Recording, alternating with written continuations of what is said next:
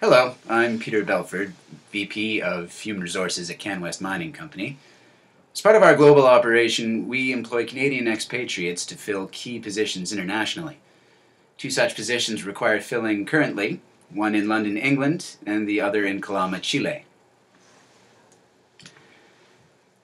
To make our decision, we've assembled a selection panel designed to minimize bias and provide a variety of backgrounds and expertise. Today we want your input as well in our decision-making process. To help guide you, we are going to discuss some of the best practices in the selection of international assignees, including the use of a panel or team, as we've just discussed. Considering the languages of the candidates, obviously communication is key, as well as a realistic job preview, previous experience in similar assignments, and personality testing, most notably the Big Five personality model.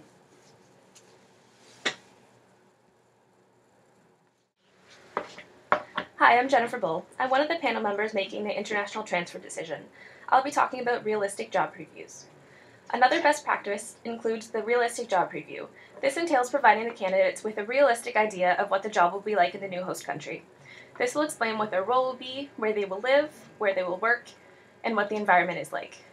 Also, what the culture is like and the languages that are spoken. The realistic job preview explains both positive and negative aspects about the destination to the candidates. This includes the culture, the business practices, safety and security issues, and much more. This will help them decide if they are a proper fit for the country, as well as if their family is a proper fit. The company needs to consider the candidate's family in the process. They need to explain what their lifestyle will be like, where they will work, go to school, and their accommodations. They should also send the candidates on a trip to the new country or give them a chance to see if they can fit in and adapt to the cultural change. They should be able to bring their families to ensure they can all picture themselves living there and are comfortable with the move. The company could bring in a speaker, perhaps an employee who has done a similar overseas assignment in the UK or in Chile. The company could also show the candidates videos about the country or the city that they are traveling to teach them about the language, the culture, transportation, and common cuisine and dining etiquette. They could also arrange for an individual in the transfer location to email or video chat with the candidates to discuss the work and lifestyle in their new country. The realistic job preview will differ depending on the location. Consider the globe study, which is shown on the PowerPoint. It explains the cultural dimensions which make each culture distinct from one another, and this all affects how people conduct business. When providing the RJP to the candidates who will be going to London, their transfer may be more normalized since London is more westernized, and their culture is similar to Canadian culture. With the RJP regarding the Chile transfer, the candidates will need a detailed, well-developed RJP to really explain what it's like to live and work in Chile. This will help to reduce culture shock. Certain hand movements and gestures may have a different meaning in Chile than they do in Canada. People in different countries may maintain a different level of eye contact or stand further away from each other when they're talking. People need to be aware of these issues when they're moving to a new country. The PowerPoint provides some key differences between the RJPs given to the London candidates compared to the Chile candidates. An important aspect in the decision process to find a suitable candidate for an international transfer is the use of a cultural adaptability competence assessment. A commonly used tool to measure cultural adaptability is the Cross-Cultural Adaptability Inventory, or the CCAI. The CCAI helps people prepare who are going to travel, live, and work abroad.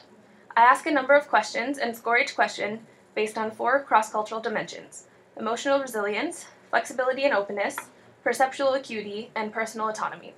From there, it allows me to input the data and create graphs which explain the balance of the 4 dimensions. This will allow me to identify the strengths and weaknesses in critical skill areas to determine how successful each candidate will be in adapting to the new culture. We want the candidates to have cultural literacy to understand how to work with people from other cultures. This index helps determine levels of cultural dimensions which make up cultural literacy.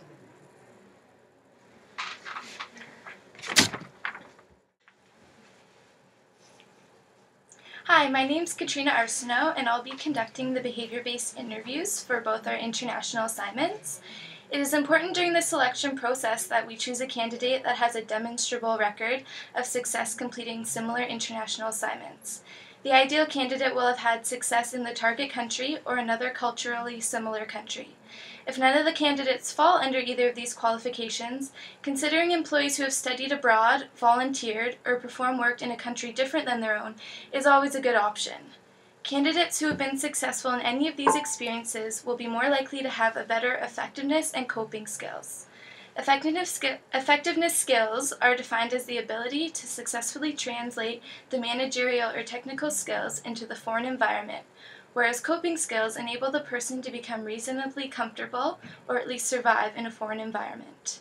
In summary, when selecting a candidate for an international assignment, the most important thing is finding an individual with a high degree of cultural sensitivity and knows what needs to be done within the certain culture and location. So how do we measure the success of previous experiences? To determine a candidate's previous experiences within an international environment and the success of them, we will conduct an interview consisting of behavior-based questions. A behavior-based interview will give candidates the opportunity to describe what he or she has done in given situations in the past. This will allow our panel of interviews to predict the candidate's behavior or probability of success in the upcoming international job assignment based on their description of his or her behaviors in similar situations in the past. If you look here on the PowerPoint, we just have some examples of behavior-based interview questions that we may ask in our interviews. The first one being, the position you are applying for requires that you can adapt to another culture.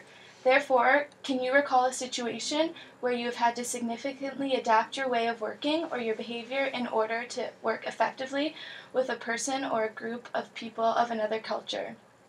A second example question may be, describe a time when you were faced with a stressful situation that demonstrated your coping skills.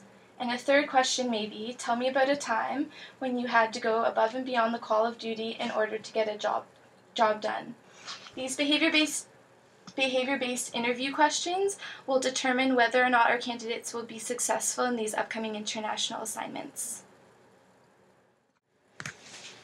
Hi there, I'm Isabel Afonso, and I am also part of the panel. Now, what I do is I actually came up with the test to measure the 5-factor personality model. I came up with the 50 questions that we will be conducting on the 4 individuals, on the 4 candidates, and out of that test, we will decide who is best suited for the position. Now, the 5-factor model is a model of personality that uses 5 separate factors to describe an individual's character. Human resources professionals often use the big 5 personality dimensions to help place employees. That is because these dimensions are considered to be the underlying traits that make up an individual's overall personality. The big 5 traits are openness. People who like to learn new things and enjoy new experiences usually score high in openness. Openness includes traits like being insightful and imaginative and having a wide variety of interests. Individuals who score high are curious about better inner and outer worlds. They are willing to entertain novel ideas and unconventional values, and they experience both positive and negative emotions more keenly than do closed individuals. Now, the second is conscientiousness. People that have a high degree are reliable and prompt. Traits include being organized, methodic, and thorough. Individuals who score high are purposefully, string-willed, and determined. The third is extroversion. They get their energy from interacting with others. This includes traits of energetic, talkative, and assertive. Individuals who score high on extroversion are sociable, like people, and prefer large groups and gatherings. They like excitement and stimulation and tend to be cheerful. Now, the fourth is agreeableness. These individuals are friendly, cooperative, and compassionate.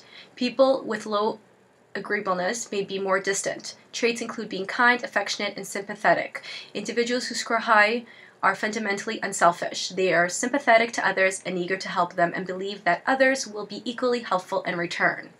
And the last one is emotional stability. This trait is sometimes called neuroticism. This dimension relates to one's emotional stability and degree of negative emotions. Individuals who score high on emotional stability are usually calm, even-tempered, and relaxed, and they are able to face stressful situations without becoming upset or rattled.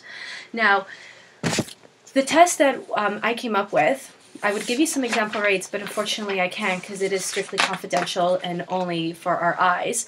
But just to give you an idea of how we rate and score, it's based on a scale. And the number is out of 250. And once the numbers are assigned for all the items in the scale, we just sum them all up. And the higher the candidate scores on the overall test, then the best qualified he or she will be for the job overseas.